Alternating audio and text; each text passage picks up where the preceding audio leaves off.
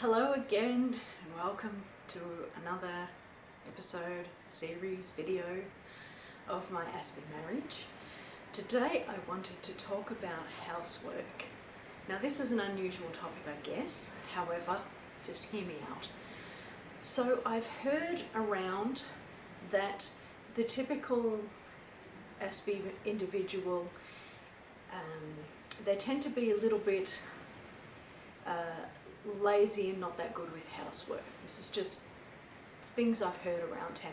Most people speak about how their partner is not very active with the housework and a lot of it is left up to the the neurotypical partner. So I'm not sure if you fit into that category. Please excuse the wind, by the way. I'm not sure if it's coming through on the camera, but it's pretty loud and windy outside. So in my case, my husband is the opposite. He is a super neat freak, super clean freak. It's a blessing in that he's never leaving, wet towels on the floor and things like this. However, it is also a curse because he can be quite critical. When we first met, I had lived by myself for 6 years, so I was cooking, cleaning, socialising, grocery shopping, gardening, doing everything, paying mortgage, bills, all by myself. No problem, all was well. And then he comes along and all of a sudden everything I do can be done better his way. And that was almost immediate conflict. When he first moved into my house, it wasn't a big deal. He didn't make many comments there. I mean, he's moved in, he's seen my house, it's practically spotless. That's what I'm like. I'm very house proud, I'm very clean, I'm a neat freak. And so he moves in and my house is spotless. There's really not much to say. When I moved in with him for those 3 years, because it was his place, there still wasn't a lot that he could say about my house cleaning, though he just kind of made the odd comment about how that's not how you cut an onion, that's not how you hang the washing out, that's not how you hold the hammer, just things like this. It was like anytime he was nearby me watching me do something, I was doing it wrong. And just imagine that for a moment. You've lived by yourself for 6 years, you're coping fine, there are no dramas in your world, and then you move in with this guy and all of a sudden you can't do anything right. So it was a little bit frustrating, I can tell you. And so we tended to have a little bit of loggerhead there, right? A bit of goat head butting because I'm not willing to say, yeah, you're right, I'm crap at everything for obvious reasons, and he's not willing to let it go for his not so obvious reasons, to me anyway. So then the next stage of our lives, when he moved back in with me, things became really hairy then. All of a sudden nothing I could do was right. And if I did something the way that he wanted, it was like once I'd given in, I had to do everything else he said his way. And some of his suggestions were good, and I'd take those on board, no problem. But others were just the way I do things. It wasn't right, it wasn't wrong, it's just how I do them. So we then started to have this massive fallouts about everything. Let me give you an example. My mum gave me a bathroom cabinet to install because I was doing my house up, and I was so excited. I couldn't wait to pull the old one out and get the new one in and go for it. And once we started that project, I had planned on doing it myself, but he came along and wanted to help. And it turned into an absolute schmozzle. It was him screaming at me, yelling at me, that's not how you do this, and da da da da. I mean, he was losing his mind. He was just that angry, that cross, that frustrated, and I ended up saying to him, look, I'm not doing this with you. You finish this job. I'm out of here, see you later. And that made him even more angry because now I've left him to do it all by himself. And so that was how things were rolling for us. It was just this really fraught, tense situation. So then we moved into a new place, and I remember thinking that this is going to be a nightmare because it was a much bigger house, more space to clean. And I had said to him before we move, I'm worried that if I don't keep up on everything, you're going to be having shots at me. And he was like, no, I'll be helping out, yada, yada, yada. And of course we move in, and that's not at all how things go. From then on, my housework nightmare began.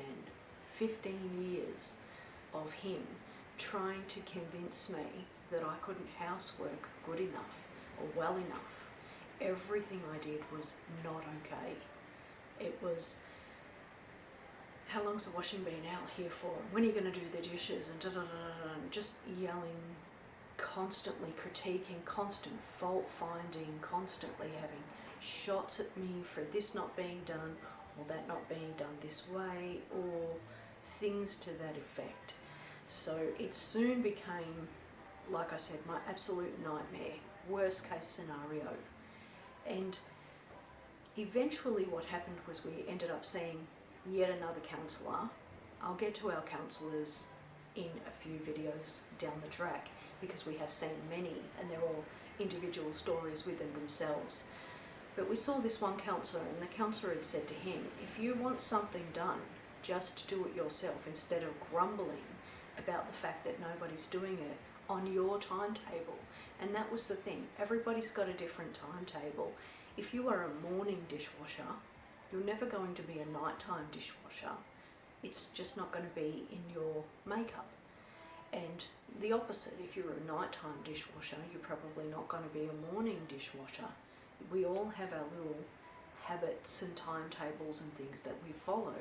I'm one of those people where once I've had dinner and I've cooked the dinner and I've fed everybody and I've tidied the table and the dishes away and made sure the kids are cleaned up and yada yada yada, I don't then want to go into the kitchen and do more work. I would much rather do it the next day. Now I can see how that would bother him. Obviously there's dishes in the sink and they're going to be left there overnight. This is a problem. And in saying that, he's a rinser and I'm a soaker. When I was younger, if we had a baked on pot, we left it overnight to soak and then we would wash it the next morning. So we have that kind of different way of doing things. And so I would then settle down for the night, and then he would be cross and grumpy and angry because I'm not immediately doing things. So it turned into a battle of wits, him trying to convince me that I was really terrible at housework and me trying to convince him that I wasn't. Now I will say at this point in time, if you came over to my house, you would have never seen much of anything out of place. I was on it. I was very, very, very good at keeping the house neat and tidy. So for him to be constantly telling me that I wasn't doing a good enough job was infuriating, was absolutely driving me bananas.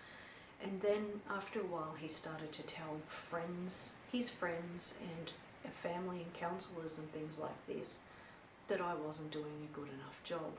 He started to tell other people and try to get them on side so that they could sympathise with him and say, oh yes, poor you, you're living this terrible life with this terrible wife who's never, neat and tidy. And a lot of these people hadn't been to our house. They hadn't seen it. They didn't know what was what, whether he was telling the truth or not. But most people just actually looked uncomfortable. He would start talking and they would just be kind of like, I don't know where to look while this husband is having a shot at his wife. So how it ended up sort of getting resolved for us is we started visiting people spontaneously without them having cleaned before we got there. And he started to realise something I had always known. I'd always known that my house was way more tidy than the average person. However, we start to visit these people and he starts to realise their houses are quite messy. You know, not terrible, not sloth or anything, but just general living. You've got stuff left out on the bench, you've got clothes on the clothes horse, you've got dust bunnies under the cabinets and things like this, you've got dog hair on the furniture or crumbs on the floor. This is how life goes. It's how it rolls for everybody. But when you visit people, they've tidied like mad before you come over, so you never see any of that. And so he would then go to visit people's houses and they're spick and span, and he's not realising that while we're not there, they're having a normal living arrangement where everything's just as zany there as it is at our house. So we start visiting people, he starts to realise that I'm really not that messy, our house is actually really clean, and there's nothing wrong with how I do it. He'd even said to me at one stage, "Do you think you're doing a good enough job?" And I said to him, "Yes, that's exactly what I'm trying to tell you. I know I'm doing a good enough job. I know there's nothing wrong with our house and how we live. Yes, things get left out on a bench overnight or something like this, but this is stock standard normal human behaviour," which he didn't seem to know or understand, and it didn't matter how much I said that to him, he didn't believe me. So it was really, yeah, it was a major battle. So I'm not really sure if you have somebody who's really lazy, is that better than somebody who's like my husband, who's really neat and a major critiquer? I don't know. I feel like I would rather a neat person, but that being said, I would rather a neat person who could appreciate that I'm also neat. I wanted him to be, excuse that banging and clanging, I wanted him to be proud of who I was. When he met me, I was house proud. My house was beautiful. I was never sloth. There was never a mess anywhere. I was always looking after myself. So my house. And I wanted him to acknowledge that, to be proud of that, to be accepting of the fact that you actually have a good woman here. All this grumbling you're doing is just creating this massive divide. Because we were having so many arguments and conflicts, it was really hard to feel friendly, be nice, sort of feel loving. I don't know if you can, understand where I'm coming from with that. So moving to nowadays, I'm 100% different. I've gotten to the point now where life is so ironic, really. It's just ironic. I've gotten to the point now where I think, I don't care about the housework. It didn't matter that I was brilliant and good and great and the house was immaculate. I didn't get any acknowledgement, any thanks, anything. And so now I just feel like I really don't care. So I do way less than I used to. My house is still presentable. You'd never come over and find it completely schmozzles. But my care factor has definitely dropped. I'm not as house proud as I used to be, and I will only clean when he's not around. I find when he is home, I am 100% unmotivated. I don't want to clean. I don't want to be that good wife doing this great job with the house. I just feel like, to be honest, F you. When I was great, it didn't matter, so who cares? So it's really interesting to see just the dynamic and how it rolls. And in those early days, I would say to him so often, you need to stop. If you do not stop fault finding, critiquing and accusing me of things that aren't actually happening and stuff like this, you're going to eventually ruin the relationship. And he just wasn't listening. I don't know what it is, like what was going on. Whether he just thought, what do you know? I don't know, but I was trying to tell him, you're damaging the relationship. It was damaging. It was really making me feel very hateful, to be honest. That's a word I would use. Resentful. Remember in that ND effect thing that I talked about, where you're getting accused and blamed and then you start to feel resentful? That was my world. I was feeling really targeted, really attacked, and yeah, just not enjoying the relationship or him.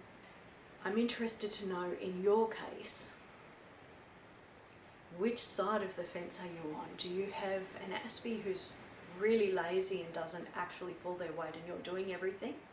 Or do you have one more like mine who's helpful around the house but constantly fault finds and critiques and puts you down and kind of makes your life miserable in a whole nother way? Leave a comment below. I'd really love to know how you're rolling with this.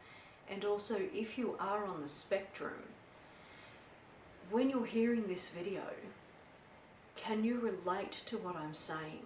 Are you a critiquer, and are you sitting there thinking, oh, if I'm doing this to my partner, this can't be good? You know, I'm curious just to know if this is kind of enlightening for you. And if it is, yeah, feel free to leave a comment below. Love to hear from you.